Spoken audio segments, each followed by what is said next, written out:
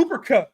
And Ooh. Cooper Kupp, man, he we saw what it looked like. We saw the 20 target game. We saw what this thing looked like without Nacua, who's probably going to be out closer week 10, week 11, extended timeout. Cooper Kupp and Sean McVay, he kind of poured a little bit of, I don't know what the right terminology is, but a little bit of doubt now on his availability right after the bye, right? Might not be out right after week 7. He was like, that's optimistic. That's ideal. But Cooper Kupp's the kind of player that can change a team as well. Mm-hmm. Are you buying him? Are you buying him? Because you already know my answer. My answer is I'm buying Cooper Kupp. I treat him as a top 5 to 7 wide receiver. Like I'm treating him the same way you're kind of with McCaffrey. That's how I am with Cooper Kupp. Yeah, are you buying him that the same passion. way? I know you feel that passion. Look, Cooper Kupp, I like the idea of Cooper Kupp. Let me say that, right? Because he does get the targets, right? If something I'm considering when addressing Cooper Kupp and looking to buy him or sell him, and so this conversation I'm going to have with the owner of Cooper Kupp is one thing you got to consider is his age, right? The dude is he's old, he's long in the tooth, whatever you want to call it. How old is Cooper Kupp? Cooper Kupp's 20. He's like 30 years old. I think he's 30. He's not. Don't start with 20, man. He's 30. You know how old. He's 30. Cooper Kupp's 31 right now. He's 30, almost 31. No, he's 31 right now. I think he's going to be 32. No, he's 31 in like 500 days. I'm looking at it right now. He's age 30. He's 500 days, P. He's 30 and 500 days? Yes. God. He's actually 29. He's actually 29 and 800 days, bro.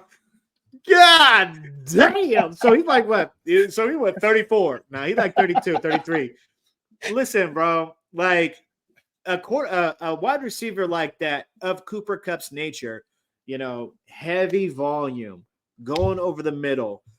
At this age, he gets hurt. We seen him get hurt last year. We seen him get hurt this year. What makes you think they're going to rely on him on a team that is probably going nowhere, right? On a team that's going nowhere. What makes you think where's the incentive for Cooper Kupp and this team to continually get him punished, to continually, these are the things I'm factoring in.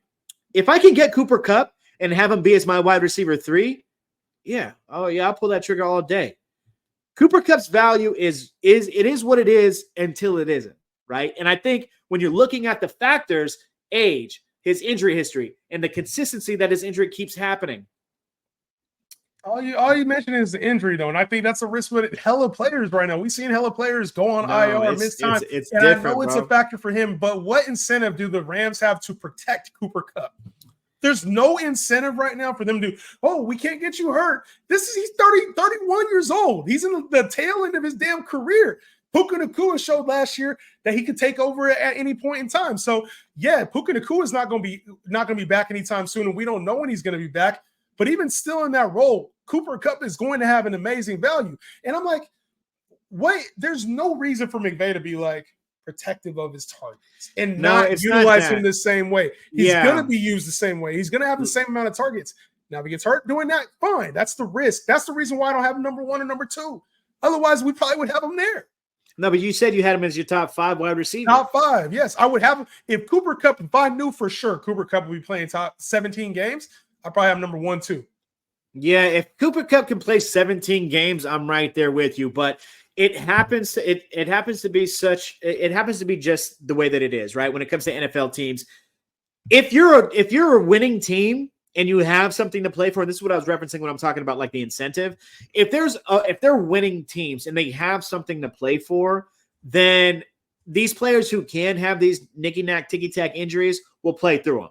If you're a losing team and you're not going to make the playoffs, you know what? I'm sit this one out, coach. Us don't even trip, right? What are we really playing you for? You'll see that with like elite players who happen to who were once injury prone, go to a winning team and a playoff team and are like, I'm playing every game of the season. You're like, well, when the fuck did that happen? Happened with CMC, right? On the Niners. As soon as he went to the Niners, he's playing every goddamn game, taking on the heaviest workload in the fucking league. With Cooper Kupp, if they were like 3-2 right now, and them coming, one more factor, just bringing Puka into this conversation. Yeah. Because I think that Puka also has a lot to say with what Cooper Kupp's value is, right? With as old as Cooper Kupp is, I think the story of Cooper Kupp is on the way out, and the story of Puka is on the way in, right? And what I mean by that, if Puka's fully healthy and if Cooper Kupp's fully healthy, who do you think is going to get the majority of the work I think it's at this point in their careers? And there was something when they both played last season, it was Cooper Kupp who was getting more work. Week one, and I don't want to use week one because Nakua was hurt, but it's like we saw Cooper Kupp get more work when he was healthy. So I still think this is a Cooper Kupp led team until he's not there. Maybe next year. But Cooper Kupp is still, I mean, he's 31. He's in his prime. He's playing for legacy right now. So you talk about him sitting out. He's playing for a next contract and he's playing for legacy because this is the end of his career. He's got 2 years left. That's it. Yeah, I mean, 2 years left. No, yeah, he's got 2 years left if he's lucky. What legacy is going to cement Cooper You're right. Kupp? So why would you hold back? That doesn't make sense to me. Why would McVay hold back? You know you got Nakua for the next 5-6 years at least. Yeah, you got Nakua for the next 5-6 years. So it's like and when they were both fully healthy in like the first quarter and a half, Nakua was getting those targets. Puka had 5 targets on the first drive. Okay, but the quality targets, what did Puka have? Right? Puka, I don't know. We could probably spend some time looking that up. Yeah. But if it's a 50-50 split or whatnot, what have you, the quality of those targets may not have been there because I remember it was Puka going over the middle catching it. It was Puka making these tough catches. Yeah, Cooper Kupp, they use him as like damn near like a running back, kind of like Rashee Rice was being used with Kansas City, where it's short yardage stuff and then it's run after the catch. But they also use him in the red zone. Like you got to take more deep shots to Puka Nakua, whereas Cooper Kupp is just his availability to get open leads to a lot of touchdowns. I hear you, dog. I hear you on the concern about his injury and then the role itself. But to me, until he proves that he's like washed, he proves that he's tiered down. Shit, I'm getting Cooper Kupp at the value. I hear what you're saying. Right into the wheels fall. And I feel you. And like I said, I think your team would be really strong if you have Cooper Kupp in your wide receiver 3. Like your team is like really strong. But obviously, when we're talking about like, his ceiling is high, but his floor is just low. And I think that's where primarily we differ on these players, bro. Yeah. It's like there's so much variability. And, it's just when I'm looking at all the factors of Cooper Kupp, it's injury history. Yeah. It's what can he do when he's in the game? Yeah. It's how is their team playing? Yeah. And who else is on their team that's going to be competing for targets? We talk about floor. We talk about floor and upside, and the same thing can be said about Puka Nakua. Right? When we talk about like floor or upside or risk, like I think you would probably be like, I'm going to go try to buy Puka Nakua instead. And maybe I don't know if I'm speaking for you right now. Puka Nakua is not really on my radar. Like for what you had to pay, you had to get him at top 12 receiver prices coming into the year.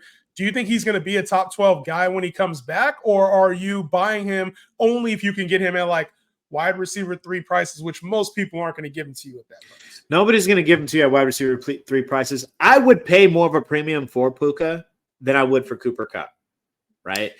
I think Puka's injury is a little bit more concerning than Cooper Kupp's, but I think Cooper Kupp is like they're providing a little bit of hesitancy with what day he's going to come back, right? When you're talking about Cooper Kupp. With Puka, I think he'll be back by like week 10. Yeah, right? They said he's at least out another month.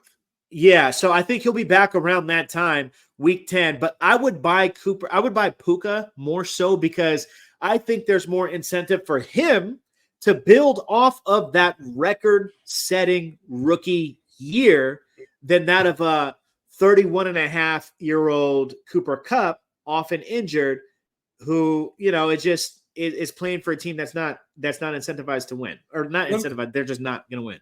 So if you had like a DJ Moore, right? And you're looking like, I don't believe in DJ Moore. I want to sell him. I think I'm selling high right now. Okay. And you're going to go buy, the owner of the team's like, yo, I'll sell DJ Moore to you for either Cooper Kupp or Puka Nakua. How are you moving with that? You're saying who would I choose? Yeah. I would choose Puka. You would choose Puka over Cooper. See, this is where we do differ because I'm taking Cooper Kupp 10 times out of 10 out of that. The injury is worse for Puka Nacua. You already talked about that. But the upside for Cooper Kupp is higher than it is for Puka Nacua. Puka Nacua played really well last year. Obviously broke the rookie record. That's fine. But a lot of that was with Cooper Kupp on the sidelines. When they played together, it wasn't the same kind of pace as it was when he was off the field. No, it was not. Yes, it was. Yes, it was, and I'll tell you why. Statistically, it was not. Cooper Kupp was the more productive player when they played and they were both healthy. Statistically, let me tell you why. In the game that mattered most, right? In the playoff game, both healthy. Read off their stats. I got you right now. I'll pull it up for you. I gotta find this shit, man. And this right here is going to tell you everything you need to know about why. It's not going to tell you shit. It's not. It's one game. It's not going to tell you shit. It's the most important game of the goddamn season. Not the most important game. They lost in that game. They lost. Yeah, but nigga, that's the must win or go home, right? Win or go home. Who am I going to? If I'm going to Puka, go ahead. Yeah, he had 9. Your face changed, bro. 9 targets. 9 targets, 5 catches, 27 yards. So obviously did not have the yards, still had 9 targets. Yeah, 9 targets. It's because he's okay, now go ahead and read Puka. And then when I'm reading out Puka Nacua's stats here from last season. I don't want in the playoffs game. He had, against Detroit, he had 10 targets, 9 catches for 181 and a touchdown, right? So obviously in that, but you bug-eye him for no reason because they had that in that game. But throughout the course, when both of those two were playing together, it was clear and evident that you're going off one game. It was clear and evident. I'm not listen, you Jay, are. I'm gonna stamp this right here. It's a different team. I'm gonna stamp it right here for you. 9 targets, 27 yards, 10 targets, 180 and a touchdown. What does that tell you itself? Those 9 targets are just like dump off. Oh, they're coming in. The defensive line was crazy with Detroit. Okay, here's my security blanket. You chill here. You run these like I'm not no A-dot guy, but the A-dot must have been like you A-dotting that game. Sound like you A-dotting right now. That A-dot must have been shit. You get 9 catches for 27 yards. Who the fuck are you? Would you get a catch for negative 20 yards or something? But let's keep this shit G. When you're talking about like this, that's primarily look.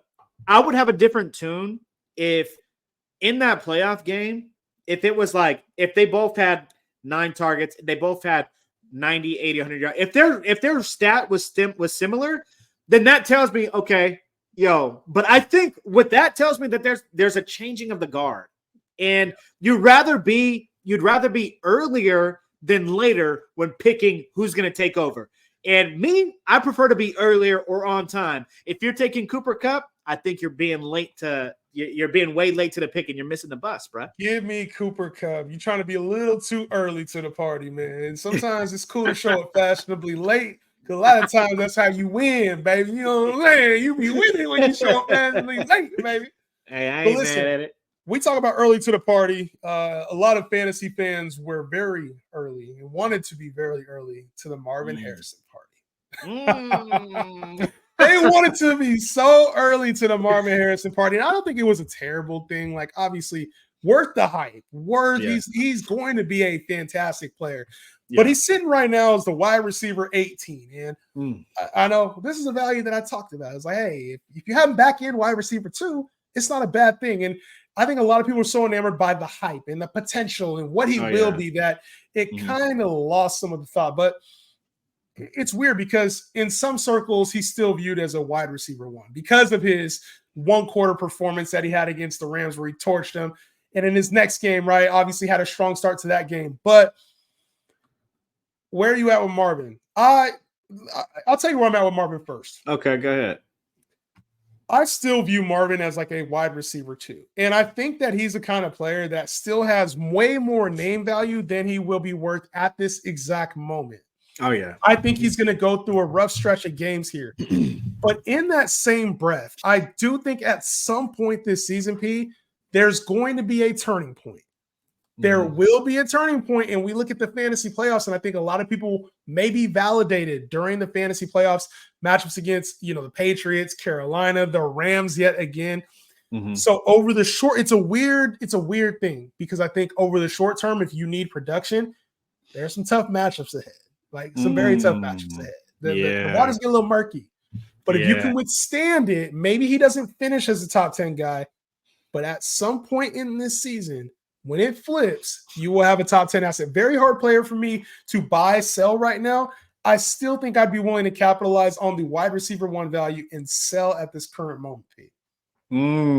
Yeah, the comment on what you mentioned earlier, we've had I think 4 or 5 of the past 3 or 4 of the past 5 years, we've had rookies come out and play as solidified wide receiver 1s, right? Yes.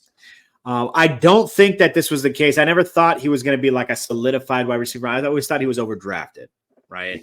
Now, what we're seeing with him is we're seeing the potential, right? Now, he was really sunning that corner over there on the Rams, Tre'Davious White. He was sunning Tre'Davious White, but a lot of motherfuckers was sunning Tre'Davious White. So I was like, okay, well, maybe it's just a little premature, right? He had a really good first quarter, didn't do much. And after that, he's been showing flashes, right? He's getting the targets, but listen, if you don't have him, you're going to want to wait till after this stretch because he's playing Green Bay, right? Jair, right? He's playing the Chargers, solid. He's playing Miami. Jalen. You know what I mean? Jalen playing Chicago. Jalen again. Them Jalen's gonna get you, boy. After Chicago, you think it's gonna end up? Nah, he playing Sauce. So damn. You know what I'm saying? And then after that bye, I don't know when your bye weeks are, but you're gonna want to wait somewhere in that stretch. You mean the trade deadline? Yeah, the trade deadline. I don't know when that's going to happen. Typically around week 11, week 12, somewhere in that range. So week 11. I guess week 11 for most leagues. Yeah. Okay. So right at week 10, after he plays Sauce, or maybe even before he plays Sauce, because in that stretch, it's going to get ugly for him. So that may be your time to buy, right? Because when he plays, Jalen, the first Jalen in Miami week 8, that may be the time because you're going to say, oh, he's going to play Jalen again. Then he's going to play Sauce. Then he's going to be on the bye. What are you really doing? Right? That's the time that I'm looking to strike. That's the time that the Sharks are going to go and buy Marvin Harrison because, like you said, in the playoffs, right? They got Seattle. I think is an overrated defense. He's going to play Christian Gonzalez in New England, but I just think that, I think he can get a touchdown there. And then Carolina, he's going to eat. And then the Rams in the fantasy championship. Big money. Yeah. We see it already. That's where you want. That's my point, right? So I'm right there with you. I think he is a wide receiver 2. Yes. A strong wide receiver 2. But he's going to look more in that stretch of 4, 5, 6 games, whatever it is. He's going to look like a wide receiver 3. Right? I think he's a back end wide receiver 2 that has elite upside weekly. That's what it is. Yeah. And unfortunately, maybe it balances out and he's a top 15 guy at the end of the year. But this next stretch is going to be tough. So you'd have to purely be buying in on the fact that you think he's going to be an elite asset for your team and feel confident that you're going to have a strong championship team. You have to really buy into that if you're going to buy Harrison right now. The savvy move, because if we could future jump into the future, you and I will be on this screen in week 10. You and I both, after he plays Sauce Gardner, and you and I both are going to be like, go get Marvin Harrison. Get his ass now. We will both be saying that if you want to move forward to the future, I can already tell you what future Jahan, future P are going to be saying. We're going to say, listen, this is a player that has elite upside now. We're seeing flashes of it, has had some tough matchups, has an easier schedule down the stretch. Go get Marvin. That's legit what we're going to be saying. So I think it's all timing. A lot of it, fantasy, is timing and when you do things and just perception. And we talked about market value already. Perception is a big thing because after he has that stretch of games, people are going to say, you know what? Malik Neighbors is the better rookie. He's having a stronger season. You know what? Brian Thomas. We should have thought Brian Thomas was the better rookie. He's better than Marvin Harrison. Both of those guys are playing better than Marvin is right now. But perception is everything. The same way we've already said Caleb is not as good as Jaden Daniels, and the Bears should have took Jaden Daniels number 1. Caleb is showing his own worth right now playing well. Perception a lot of time drives fantasy value. So especially those who don't watch the games, especially those who aren't great evaluators of talent, it's not a bad thing. Not everybody watches football the same way, but those minds are a little bit easier to influence and it's a little bit easier to move off of some pieces when public perception is bad. Yeah, that's the thing, because you mentioned it. The strongest point I think you mentioned is that perception drives value, right? Those that the perception drives value to, bro, I think if you allow perception to drive your value and you don't really know what to look at, you don't know the nitty-gritty, like how to see past that. The ability to see past that is what separates a real motherfucker from a casual, right? If you can identify those casuals that don't quite see that, then you're a shark, bro. You just got your fins, man. It's those are the people that win leagues. That's the reason why some people watch. I know they'll watch you. They'll probably watch me and think, "What are these guys talking about?" Like it's kind of the reverse. Like you almost think in a completely different box than everybody else does, and it helps you because everybody's kind of trending the same way. Everybody thinks the same way about a player. He's had great games, so he's going to be great the rest of the season. And when you allow yourself to kind of get out of the moment and really evaluate what this thing is, it's football. It's football. There's no teams that go 17-0. Rarely do we see historic seasons. They're historic seasons for a reason. It rarely happens. Now, when you're able to take yourself out of the moment and say, listen, things are good, they're going to be bad at some point. Or, man, it's been bad. At some point, it's going to be good. It helps you become a better player, man. So I think with Marvin, the perception's there right now that he's still elite. We're probably like, it's probably the person who has Marvin right now is wondering, did I take the wrong rookie? They're wondering right now, did I pay too much for him? So let a couple weeks go by and then let me and Pete direct you on the right track, man. Yeah, man. We'll guide you, man. You know what I'm saying? Don't even trip, man. Any other thoughts when it comes to trades right now? It's week 5. It's week 6. We've had a couple teams going on by this week. Any other thoughts right now when it comes to trades, wheeling and dealing, giving up too much, maybe giving up, throwing low ball offers out there, getting stonewalled in deals? Just any trade thoughts or tips in general before we get off? Yeah, some quick tips when you are making deals. I think it actually hurts a player's value when you openly let everybody know you're willing to trade, right? You don't want to be like, if you're panicking on it. I think that in Sleeper, if you do use that trade, the trade. Like this person's available in trade. Yeah. Like I think that, if you put somebody on a trade block, I think it kind of hurts their value a little bit. I think what if they're playing well? You think that hurts their value if they're playing well or like maybe unexpectedly playing well? I don't think people will take you serious if they're unexpectedly playing well. Kareem Hunt. Put it like this. Kareem Hunt on the trade block. Like Kareem Hunt coming off a strong game, you put him on the trade block. I think that's one thing, right? If you put Kareem Hunt on the trade block, like he's like a lower caliber of player, right? But if you're looking to capitalize the value on for example, like a Nico Collins, right? Yes. Prior to the injury, right? If you take a Nico Collins, opposed to putting him on a trade block, if you would have just put him in somebody's inbox, right? Looking to get a Jamar Chase and something else, looking to get, a AJ Brown, right? Yes. Who's on a buy. And I think that person accepts because they're going to be playing mind tricks themselves. Oh, this guy in my inbox. How many other people did he put him in the inbox for? Is this guy stupid? Let me hit accept, right? What you're doing at that point is, you're capitalizing immediately. Whereas if you put him on the trade block, the conversation that happens on the main line can bring his value down or bring his value up. Depending on the league you're in.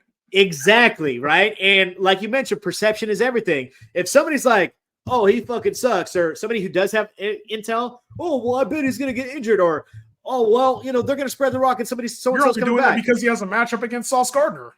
Exactly, right? When they start talking down, that's going to influence a lot of other people around you. Dude, that move in silence, man. Killers move in silence, bro. Don't use that trade block crazily. I would prefer you to just be in people's inboxes, man. And I think it's okay to get turned down, to get ghosted. Like people get so scared. Oh, I sent this perfect deal out and nobody responded. Or I'm scared if I send this deal, they're actually going to accept. Then send better fucking deals.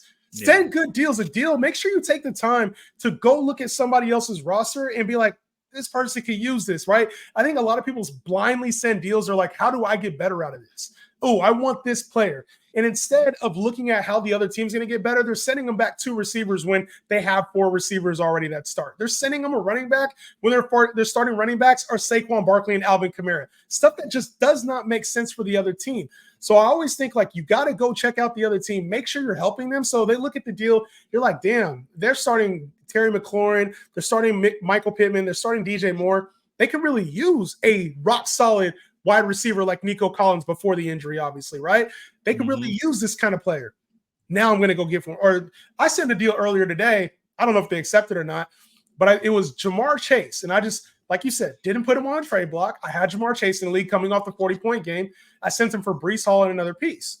If it works out, it works out. But I'm asking for that right now. Now I'm going and asking for these pieces with the yeah, you see me. You see me. No, you see me. Because I'm telling you, we may be in the same league with this, but damn, I don't know if it's the same. It might be the same league. I don't know. It might be the same league because I got a deal out for Breece on that same league. I'm like, damn, yeah, we had too many leagues together, bro. Yeah, we got a few leagues together, but I don't want to hate. I'm gonna probably let you go ahead and get that. But if your deal's better, hey, I can't hate. The thing is, you can't hate, bro. So I think at the end of the day, when it comes to trading, you gotta do what's best for you and your team, but also like try. You don't always gotta. You can make it a win for both teams, but at least try to make it a win for both teams. A lot of people go in thinking they have to win the deal. It doesn't always need to be the case in fantasy. So that's true.